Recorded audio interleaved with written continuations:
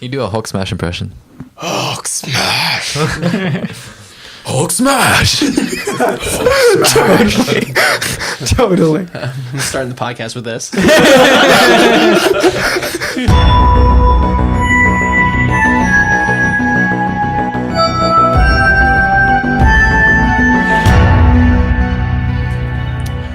All right, welcome to the Virtuality Podcast. This is Craig Herndon with co-host Jason Parks.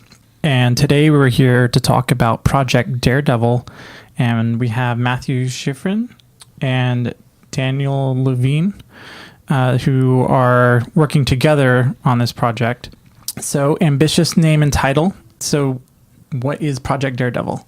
So, Project Daredevil is a form of virtual reality for blind people. So, this consists of two parts. We have a 3D sound radio drama, and then we have this motion simulating helmet that you wear while you're listening so that you feel like an action hero, like you're falling or flipping or flying through the air. And the project started because I, as a blind person, didn't have access to a lot of the media that my sighted friends did. I mean, the virtual reality itself is completely inaccessible. Video games as well. Movies are very difficult because even though they are described for blind people, the describers really don't have time to get into what makes films work. They're able to tell you that the person walked into the room, but how did he walk into the room? Why did he walk into the room? What's the camera doing? What's our lighting situation, et cetera, et cetera. All these things that sighted people pick up on and inform their opinions about how the film is shot. And maybe in certain cases what they should think about certain characters, color schemes, etc. All that is lost on blind people. So I thought, well, there must be a way to give blind people access to this sort of thing. And since comics are very, very popular, I'd been reading comics since I was a child. My dad read me Daredevil at 4 or 5 years old, and I thought it very cool that you had this blind action hero. And Dad described all the panels and the images in really vivid detail, and I was really amazed just by how detailed this story was and how dynamic this image-based medium was. But as I grew older, I was thinking, well, how can blind people read comics independently? The answer is they can. Though audio adaptations of comics exist, they're intended for sighted people, and they lack a lot of that nuance that's needed to keep blind listeners engaged. And so I thought, hey, isn't it ironic that the comic book industry's only blind character is completely inaccessible to blind people? Mm-hmm. And I was like, we need to do something about this. So in, I think it was 2011, Mark Waid, a prominent author in the comic books industry who wrote a Daredevil series, he and some friends at Marvel made a audio version of the first chapter of their comic book. And it was a valiant effort. They really, really did what they could to make it work. But then the project kind of petered off. The first chapter had been adapted for blind people, and then no other chapters followed. So I met Mr. Wade at a comic book convention, and I found him and I said, hey, wonderful work, but we can do better. Because 3D sound and original music and sound design and such. And his podcast was a bunch of well-meaning people sitting around a table. And that's great for like a rough script read. But we wanted to really amp up the power of the story and really show kind of what this new medium could do. And so that's how the 3D sound radio drama came about. And then I was thinking, there must be something to augment this experience to make it even more immersive. And I met Dan. Yeah, and then I guess we... And we're going to go into the experimental headset that you're working on? Yeah, sure. So essentially, what Matthew's been talking about... There's it's like by creating this sort of immersive environment, you're able to experience a lot of what's happening. The final piece is what is the main character doing precisely. So this experimental headset we've developed fools your vestibular system such that you get to feel what the main character is feeling, whether that's sort of like falling or flying or getting hit or whatever sort of the character is experiencing. And it does it by imparting accelerations on your head. So your inner ear, or like your vestibular system, is effectively like measuring linear and rotational accelerations. So by imparting those accelerations on your head in a lesser manner than you would be experiencing in real life, you can get a sensation for what those motions are feeling like. And those are motions like falling or jumping or having wind blow by. So mostly like, let me give an idea. So the one thing that Matthew and I sort of talked about was like, what do different superheroes feel like? So if you're like Spider-Man, or if you're like swinging from a skyscraper, then or if you're like the Hulk and you're just like super immovable. Hey, what if you were Captain America's shield? Then like you'd be bouncing all over the place and you feel like really sick. Like you probably don't necessarily want that. But sort of the gist of it is sort of if you're like the Hulk and you're getting like hit by things, you get to feel like you're impervious because you hear the sounds of like bullets and like explosions, and you're feeling things that don't feel like bullets and explosions. Or things that are anywhere close to that. And like you're basically not getting knocked around. Whereas if you're like, I don't know, some guy that's a feather or Captain America's shield, these little impacts and such, you're going to feel like you're getting tossed around a little bit. Not in a manner that's going to cause you any danger, but in a manner that you get to feel like you're an object versus a giant hulking green monster. Now, how intense are these vibrations and these feelings? So we're in the initial stages of putting together this prototype. So it's something that we're kind of calibrating and developing. So, like, in theory, from the design, you'd feel it's sort of like imagine yourself flipping, and there's all kinds of things your body does when you're flipping. Now take that like down like 5 times. You could still get the feeling of like you're flipping, but you wouldn't feel like you're getting tossed around like you're flipping. That's essentially what we're trying to get to. So then you couple that with 3D sound radio drama, or in an alternate like manner, like if you couple that with a VR set, then you're able to augment the experience such that you get to understand what the main character is doing. Or even something like console games. I mean, we're hoping that this will become a peripheral that you can use along not only with VR headsets but with consoles, so that you can kind of have a controller in your hand but also feel like the character while controlling said character. I know haptics are a really important role in virtual reality right now, and there's a lot of different forms of it. One being the sub pack, where you can literally feel the low end of sound, and there's even haptic gloves that let you feel virtual the objects. New haptics. Yeah, but that gives you force feedback on your hand. But this sounds like a step further, where you're literally, just like in virtual reality, helping to embody in another sense. That's an often neglected sense. Exactly. Now, are you looking to utilize ambisonic audios or? Oh, definitely. So for the 3D sound, we recorded using the sound field microphone, which is known for being able to record ambisonics. And then we're using a lot of ambisonics, and then just panning everything around the head. And we're also incorporating head tracking, so that if you turn your head, the sound turns with you, to make it more immersive. Is there a particular engine like Unity or Unreal that you build the environment scenes in, or? No. Those engines work because we're just working with audio. We don't need Unity or Unreal. Oh, nice. Because Pro Tools. Yes, basically just Pro Tools, and we're doing a lot of our own sound design, which is fun. I'm getting to fall on the ground and break things with my cane. Yeah. The engineer does not approve, but it's fun to do all this practical Foley stuff as opposed to picking stuff from a library. I was like, hey, friend, can you eat this giant bag of potato chips while trying to argue with me? That's what we need you to do. And what context is that from? That's from Daredevil, where he sees Foggy eating potato chips, which Foggy shouldn't be doing. And it was so fun also to get these voice actors involved. And the radio drama came about because I study at New England Conservatory, and they have a entrepreneurial musicianship program, and which focuses on musicians branching out from music and being able to go into other ventures. And so I received a grant from them, and that really enabled the radio drama to come about. And I really wanted these voice actors to not just like send me lines remotely, because that's boring. Who wants to send you lines remotely? No. I wanted them to come in and really enjoy the experience of being these characters, being in this production. And being around each other and Yes. feeding off the energy that definitely. other people provide.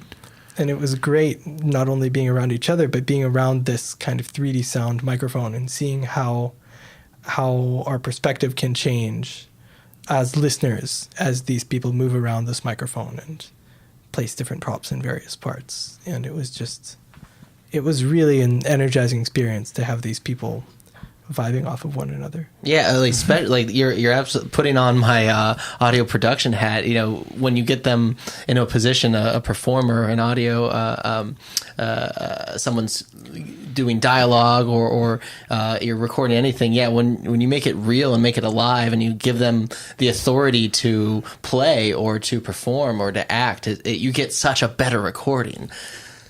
And they feel, I think they enjoy themselves more. And I just seen, like, sometimes you go online and you look into radio drama and it's very well done, but the actors have sent in lines remotely and it's like, it works, but it doesn't thrill you. And I just really wanted these actors to feel at home.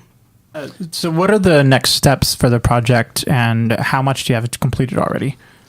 All right. Yeah. So at the moment, we're really trying to focus on completing this prototype and securing sort of the IP around it. So the base prototype we're trying to complete for January, and I'd say that's where we sort of split up the effort. So I'm sort of focused primarily on constructing this prototype and designing it and sort of working out some of the IP work. Additionally, we have a third team member. She's not here today, but her name's Tina. And then, so Tina and I are working on this prototype, trying to get it out for January. And then Matthew's working on a lot of this 3D radio sound drama. And hopefully in January, we're going to try to put the two together and then proceed with future steps. Are you looking to take it to any conferences or any events after the prototype is finished? I believe that Matthew's got a few things lined up. Yeah, both Marvel and DC have expressed enthusiasm in converting a lot of their existing comics into this new immersive format. So we're going to pitch it to them and see what they say. And what's also been really humbling is support from authors. Neil Gaiman of Sandman is very enthusiastic about having his work adapted and experimenting with this new technology. Same goes for Jamie Delano, who wrote Hellblazer. And it's just been like you go to conventions and there are authors there, and it's so humbling just to walk up to, I don't know, Donny Cates, who writes Venom, or John Byrne of the X-Men, and be like, hey, I'm working on this thing. Are you interested? And just seeing kind of, they don't owe you anything. You're just a guy with a stick who came up and asked them a question. But the amount of enthusiasm and support from these total strangers is just unprecedented. And it's always very humbling. Are there any particular conferences, or you mentioned... Yeah, which comic conventions? Yeah, exactly, conventions. Which conventions would be ideal for this to be seen at? I think San Diego would be lovely if everything is done in time. San Diego would be great. New York would be great.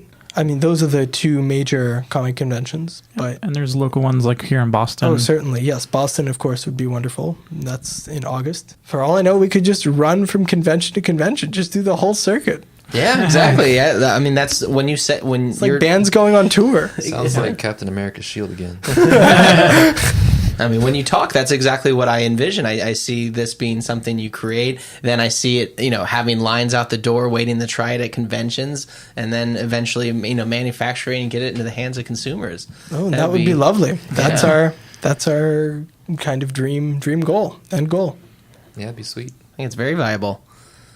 And what's it like to put on this headset, and what does it feel like? So I would say we're not quite there yet. An analogy, it's just like a very simple analogy would be like when you go into an elevator and you feel negative G's, when you feel like you feel a little bit weightless for a second. It'd be something like you put on a helmet. We have to have some kind of noise canceling because of the sounds of the motors and such. You'd be wearing noise canceling headphones under the helmet. That's right. So it's kind of like, it's like putting on a VR headset. You put on a VR headset, but instead of it sort of just being a headset, there's sort of this helmet component to it. And as it starts up, you would feel some sensations of motion. I think as the motors get tested, sort of like when you see an airplane testing in the beginning, they'll like turn on one engine and they'll turn on another engine. So in the beginning to start up, you'd feel a few of these like motors like spinning up, like and then once they're all like ready, then they like work in sync with some nice control theory. I just wanted to bring up kind of another point, which hasn't really been discussed about kind of adapting comics and the process of that. I know this isn't a comic podcast necessarily, but it's been a lot of fun going through these scripts. So when I got in touch with Mark Waid and was like, hey, can I make Daredevil accessible? He gave me access to some of his scripts. And it was really interesting to compare the text-based descriptions of what's happening to the art, and to be able to really kind of drill down and understand, what makes this scene work? How can I best translate this into audio? And what would be the best way? And it's really been a wonderful learning experience because I haven't done a lot of adaptation before. And it's been great being able to not only compare, but kind of put your own spin on it. Something like a visual gag doesn't work. You'd have to like stop your narration to describe something somewhat entertaining that was done for laughs. Okay, we can't use that. What do we do instead? Oh, we can use 3D sound. How can we use it? Oh, well, we can do X, Y, and Z to make it more immersive. Oh, someone's being dragged into space portal. Oh, let's make that really pop sonically. Let's make those portals come from all sides and above you and below you and behind you. And like you'd feel like you were going the opposite way. So it's really about how much can we engage that viewer or that listener, whatever you want to call them. And it's been really fun working towards that. When you are trying to adapt it, are you in a room of other people and everyone tries to give their feel for the scene and just kind of deliberate through it? I have a friend who's very much into comics and who's been reading since the 80s, and myself and him, we go through these scripts, and he has the trade paperback and I have the script, and we just kind of go through and we deliberate a little bit on what would work best. And then some of that deliberation also happens with the audio engineer, and it gets to that stage where you're like, do we really need this line? No, we don't need this line. We can replace it with a funnier line. And it's really kind of a wonderful creative process because everyone is kind of vibing off of one another, and it's great to have that energy going around the room. Now, if I'm not mistaken, it sounds like this this hardware would be fully encompassing of the head, right? So it wouldn't allow for, at the moment, like let's say a virtual reality headset or even like a mobile headset. Actually, I'd say that's incorrect, actually. Okay. So I think that the having an augmented or virtual reality headset built in is definitely part of the design. Excellent. So in the beginning, we're only focusing on one plane of motion. So that's motion that you feel sort of like, I think it's called the sagittal plane, but it's in forward, backward, up, down, but not side to side. And we're doing that in part for some some health reasons. Like we don't have to worry so much about like the possibility of like whiplash or something like this, or vertigo, or possibly, I guess, less vertigo issues. But the main, so in that sense, all of the motor based stuff is on the sides of your helmet. The front and the back are open. and leaves room for an augmented reality set or virtual reality headset. Oh, perfect. So, and it sounds like clearly you've given this thought, and you could see this being utilized both for the visually impaired community. Totally. Of course. But then, above and beyond, be able to have accessibility to everyone. That's right. Oh, of So course. it's sort of, I don't know, taking like what's offered by those giant aircraft simulators that are those like you sit in a room and the room moves around, and instead putting that in like a head We mounted bring piece. that to you. Yeah, it definitely seems like it's bringing a forgotten sense into the virtual medium. So my original question was sort of leading toward the idea that is VR going to be implemented initially into this, or are you looking to build the headset, have it work, and then start to create a prototype with a VR capability? I think as like some of the initial tests that we're working with it, we are going to be building this into a part game and engine environment, which may be Unity, maybe something else. Unity is easy to work with, so it's sort of in the pipeline. But the main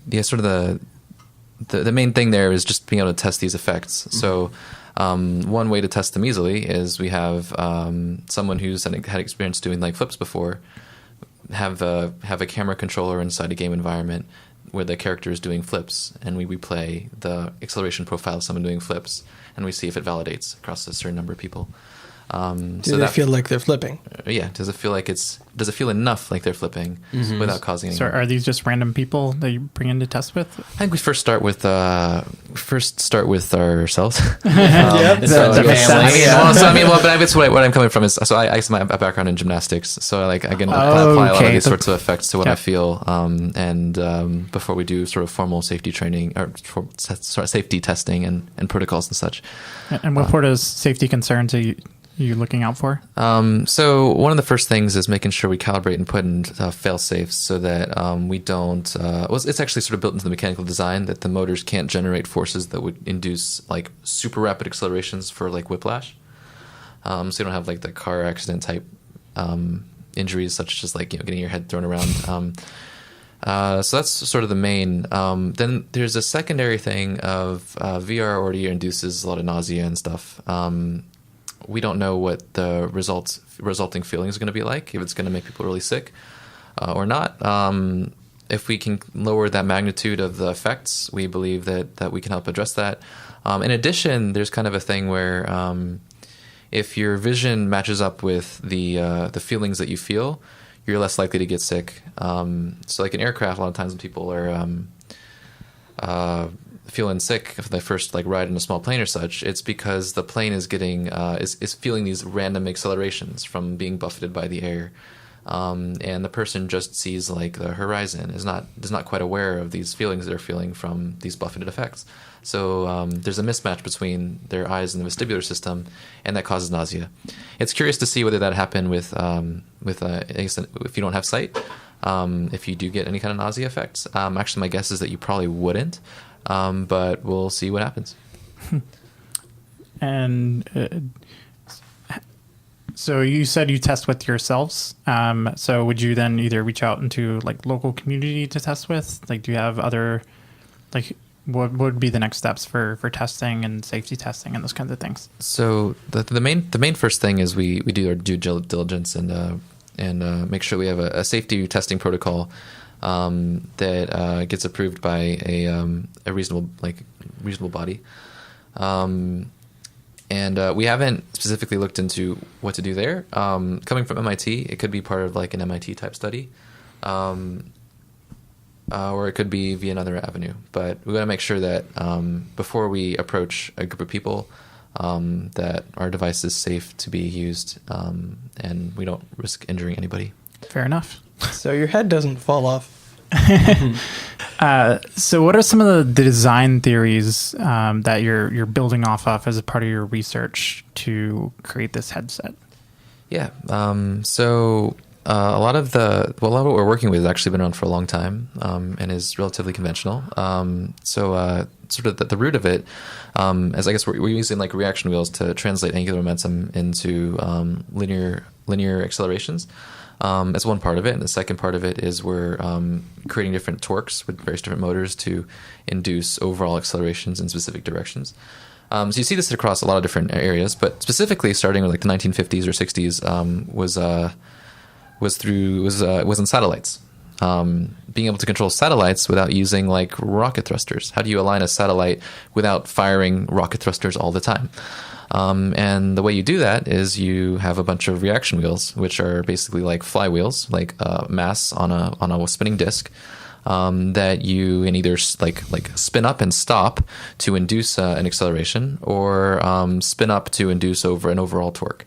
And so you're able to affect different accelerations in different directions without little jets or little thrusters or little things pushing. So that was done there, and then it's been applied since in many different fields. So like if you have a little robot in like ocean exploration, you need to align it in an ocean. You could disturb the water very violently if you're using propellers, and you need to try to not disturb the wildlife that you're trying to observe. So you can spin up torques and such to align as well. So anyway, that principle has been carried across into modern. It's become more accessible with modern robotics. Not accessible in the sense for like people, but accessible in terms of it's easier to implement.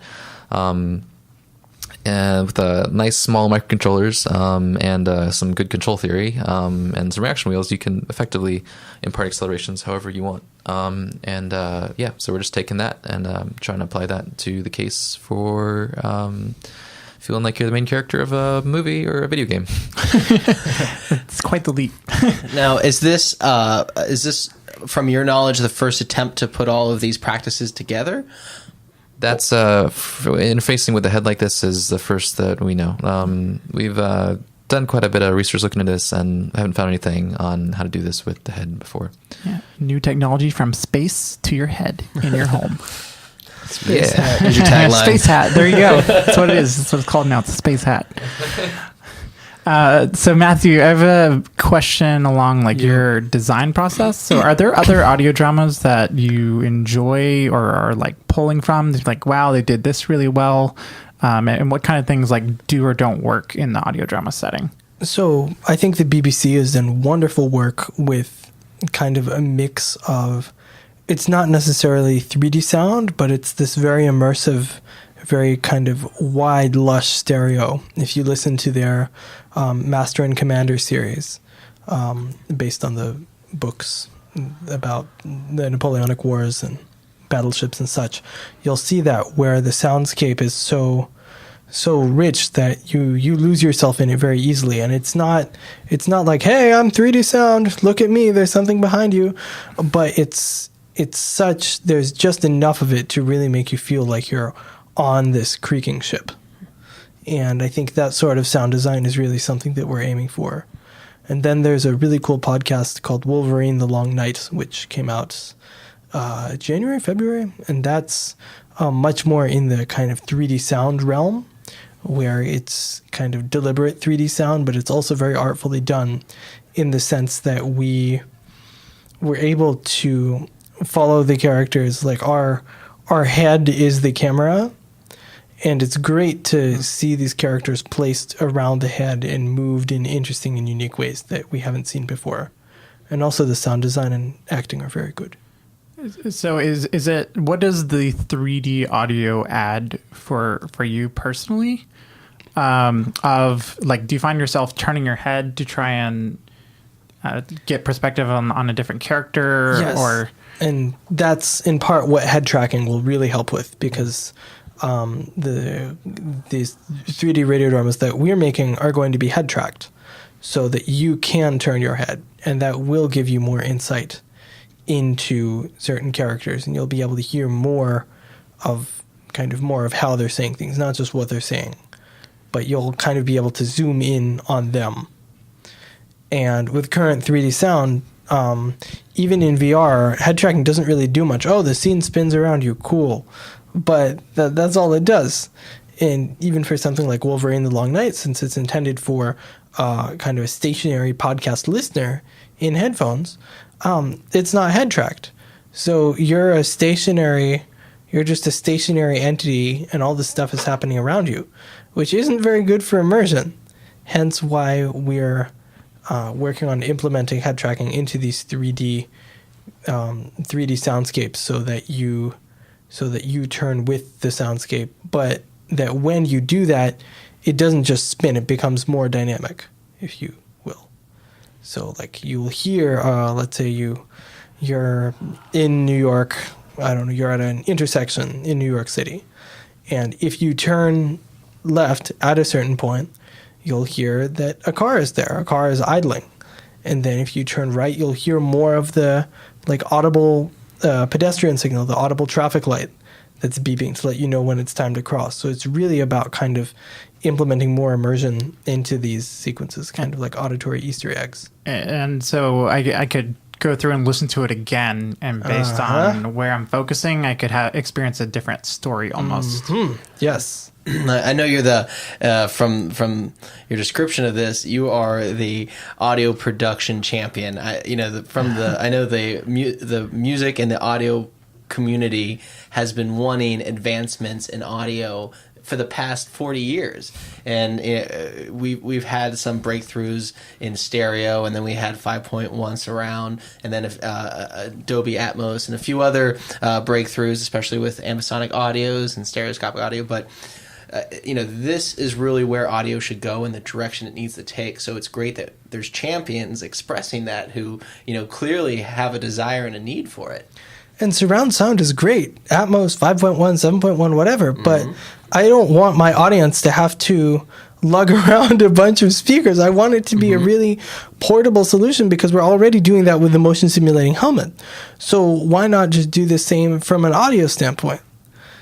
And exactly. I mean, of course, you could say, oh, movie theaters, there's surround sound in movie theaters. But when's the last time you've gone to a movie and thought, wow, they really used those however many speakers really well? You won't, because in the current sonic film landscape, they just don't. They use left, right, and center, maybe some back left and back right if you're lucky. Hey, with a boom or something? Yeah. They'll hit the sub if they need to, but otherwise it's really not...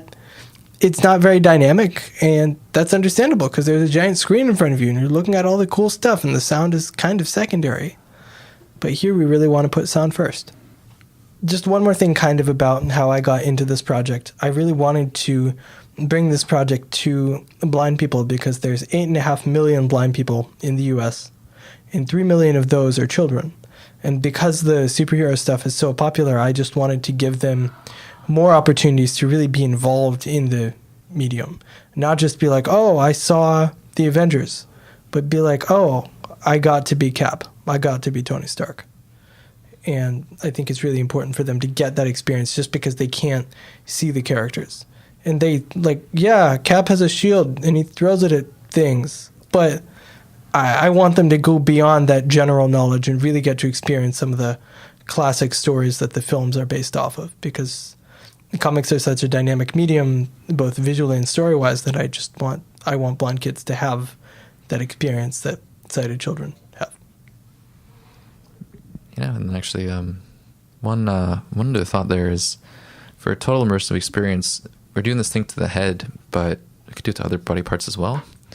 So just like for Cap's shield, you can like have, if it's like you're tossing his shield, your hand could be feeling like it's tossing something. But that's like, I guess, a level of advancement beyond. But yeah, I think there's a lot of really cool things we could do there that would help create that good immersive environment. That would be a dream, right? Yeah. So if people wanted to collaborate with you or contribute to the project in one way or another, how can they reach out to you? They can email comicsfortheblind@gmail.com, all one word, lowercase. Where could they find more about this once the prototype is done? Will there be a website or a place that they can go view?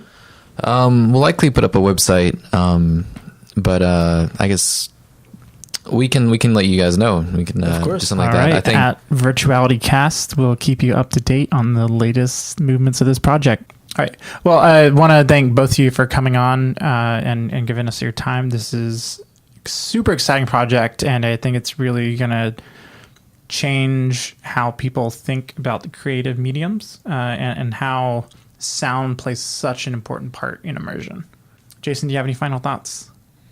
You know, it has been a pleasure speaking to both of you and hearing more about this. It's really exciting to see not only individuals moving forward with virtual reality or extended reality haptics or hardware or software, but to see those looking into the fringes of what really makes our reality and how we could better that and how we can manipulate and manifest it in incredible ways. And what you guys are doing is, in my mind, something that I think we all will share or experience at one point or another in the coming years. So please keep up with what you're doing, and like you had just mentioned, keep us up to date, and we'll make sure our community is aware of it.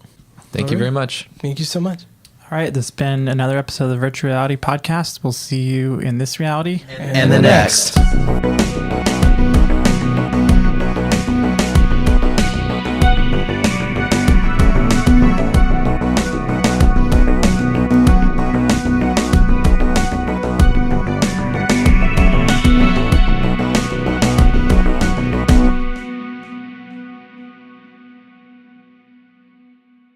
Thank you so much for listening. We would like to keep sharing more about VR and AR with you, so please consider a few dollars to our Patreon, linked in the show notes. The Virtuality Podcast is produced by Jason Parks and music by Rachel Dazinski. This podcast is in collaboration with Boston VR and Boston AR. Monthly meetups and events can be found on meetup.com. You can also follow us on Twitter @VirtualityCast and learn more at our website, virtuality.show.